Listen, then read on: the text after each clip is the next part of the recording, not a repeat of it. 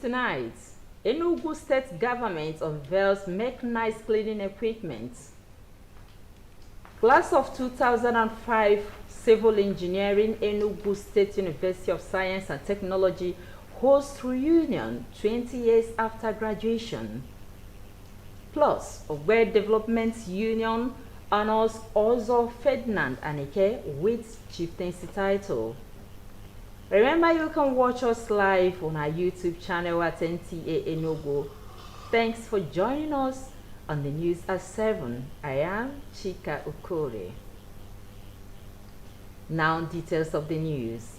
In a bid to ensure a cleaner, safer, and healthier environment, Enugu State Government has unveiled mechanized cleaning equipment for the state's Waste Management Authority and the Ministry of Environment and Climate Change. Chika Ugo reports that this is part of the state government strategies to realize its vision of making Enugu State conducive for living and tourism. Gwa ndị ahụ eji eme Enugu steeti dị ọcha nke gọọmenti Enugu gotere gụnyere waste compactor truck ụdị 10 nke eji aza okporo ụzọ.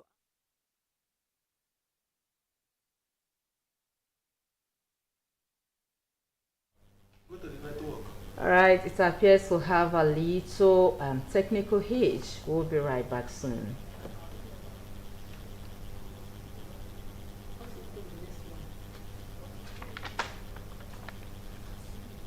Moving on still, it was an emotional moment when the class of 2005 Civil Engineering, Enugu State University of Science and Technology held her reunion 20 years after graduation with a lecture on emotional intelligence for effective stakeholder meeting, a guide to best practices for project managers. Ifeyinwa Daniel Okpai reports, but unfortunately, this story will come your way in our subsequent bulletin.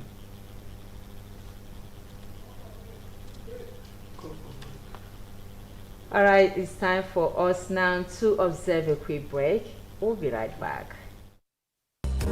Introducing Naphtali's Hotel, 47 Exilo Street, Independence Layout, Enugu. A moment at Naphtali's is an experience you will share forever. A luxurious suite fitted with brand new air conditioners, 42-inch plasma TV, free Wi-Fi, and basebook services. Presented in a serene environment, distinguish us from the others. Our main bar, garden bar, and restaurant give you a wide choice of drinks and delicacies, while our 800 capacity fully air-conditioned hall is the ideal haven for that special event. Naphtali's Hotel swimming pool and gym are available all day, while our live band blesses your ears every Friday and Sunday. Enjoy a whole new world of top-notch hospitality in the cool city. Your security is our priority. We are Naphtali's Hotel, 47 Exilo Street, Brown and Brown, Independence Layout, Enugu. For inquiry, call 0908-273-6086, 0908-273-6086. Are you frustrated with travel and logistics plan? Lovefish Travel and Tours Limited is here to serve you. We provide visa assistance, proof of funds, languages classes for easy international work placement, caregiver and social work certifications, both virtual and physical classes. Are you planning a work retreat or school excursion? Do you need to ship goods across the globe? We got your back with our premium cargo services at Akami Biam International Airport in partnership with Nigeria Export Promotion Council, Southeast Regional Office, and Ethiopian Airlines. In Lovefish Travel and Tour Limited, proficiency, efficiency, and professionalism is our watchword. Visit us at number 36 Umoji Street, Independence Layout, Enugu, or call 0706-295-8388. Lovefish Travel, moving dreams, moving you. Final assessment for Enugu State teachers. As directed by the Executive Chairman of PPSMB Enugu, all tutorial staff of PPSMB Enugu who were not successful in the Enugu State Teachers Assessment and those who are yet to write are required to prepare for the final assessment. Note, all tutorial staff of PPSMB who are yet to write the assessment must submit their names and details to the Director of School Supervision, PPSMB Enugu, before January 15, 2026. The assessment will focus on officers' areas of specialization. Date of assessment, Tuesday 20th and Wednesday 21st January 2026. Venue, Fort Ross CBT Center. Time, 8 a.m. daily. Signed, Juliet Hamunachi Enyi, PRO PPSMB Enugu, for the Executive Chairman PPSMB Enugu.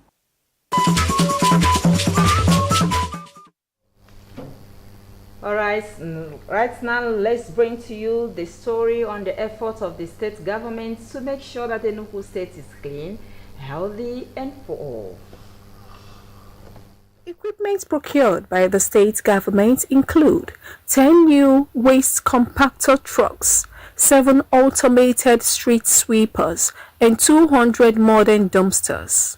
Unveiling the equipment, the governor explained that his administration places cleanliness, order, and sustainability at the heart of its development program and is resolute to building a state where the health of the people is guaranteed.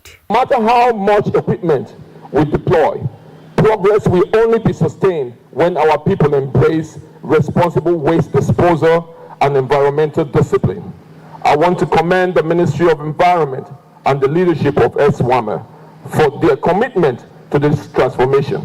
To the good people of Enugu State, I call on you to join us in this journey. Let us protect our environment, support these reforms, and take pride in the beauty of our state. Together we can build a city that reflects our values and our aspirations. This significant milestone to improve waste management and general environmental cleanliness in the state will complement the State Management Authority and the Ministry of Environment and Climate Change operational capacity and provide a healthier environment for residents. The major mandate of the Ministry of Environment and Climate Change is to maintain a clean and safe environment. His Excellency has invested heavily in providing the ministry and the SWAMA all that are needed to actualize these mandates. This intervention comes at a critical time when population growth and urban expansion demands innovative and robust solutions. By prioritizing mechanized waste collection and automated street sweeping, Your Excellency has demonstrated visionary leadership and a clear understanding of sustainable urban development. These assets will enhance our operational capacity, improve efficiency in waste collection, and ensure cleaner streets across urban and suburban areas. The new assets are expected to ensure faster and more efficient evacuation of waste across the urban areas, make the streets cleaner, and eliminate indiscriminate dumping of refuse. In Enugu, Chika Ugu, NTA News. Honor is said to be given to whom it is due. It is against this backdrop that in recognition of the contributions of Ozo Ferdinand and Ike to the development of the people of Ohe, the 5 communities that make up Ohe clan under the aegis of Ohe Development Union conferred on him a chieftaincy title during Ohe Convention and Cultural Festival. Ukeria Ugu reports that the event was held at the Community Primary School Ohe, Ezagu local government area of Enugu State. This year's annual event, which has as its theme, Preserving the Cultural Identity, Values and Unity of Ohe, was preceded by a lecture on the history of Ezagu. In his lecture, a renowned historian and promoter of African culture, Ozo Ferdinand Anikwe, given the history of his family dated back to 10th generation, said Ezagu married one wife, Mbori, who gave birth to 5 communities that make up the Ohe clan. These include Akama, Amankwo, Amansiodo, Neke, and Oyufo. Mbo is the only pathological, the only son of Akok, and has no pathological relationship with all the members of the rest of the groups, including Ushie, Neke, Ubuye, and Ezag. The lecture went into an interactive session where the lecturer clarified issues regarding the identity and origin of Ezago. The awaited moment gathered momentum as the people of Oye clan conferred on Ozo Ferdinand Anikwe with the chieftaincy title of Ishimiri, meaning the source of water.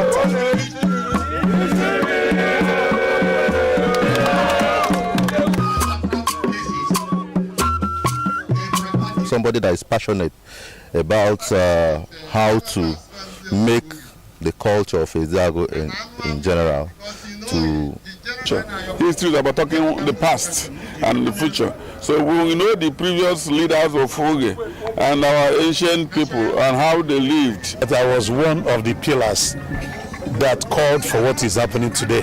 I'm not even a member of the Development Union, but my contributions, which genuinely have been accepted and accorded respect, by our people. Our people have carefully studied and watched my progress, and on that note, they felt I should be given a title. Cultural display thrilled the guests.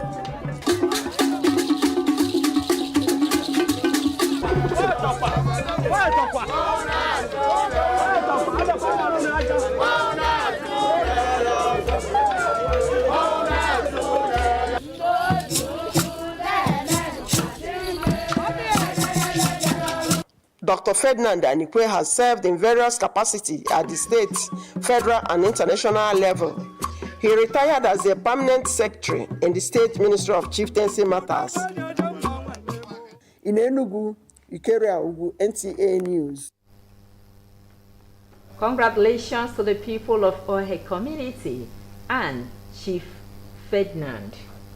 And moving on, the year 2025 has been adjudged as a peculiar year in Nigeria's political development, with reforms that shaped critical sectors of the economy.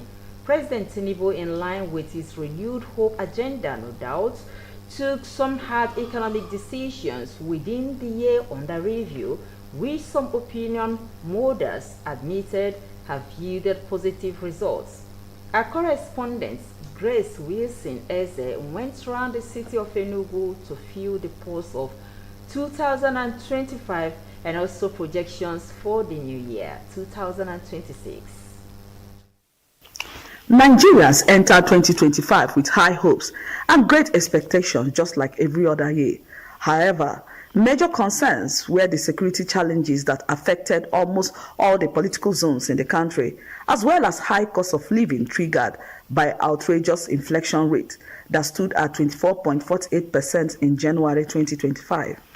Determined to change the ugly narrative, President Bola Tinubu took some noble but hard initiatives aimed at boosting the economy and giving Nigerians new lease of life. You can see that the dust is settling down fast.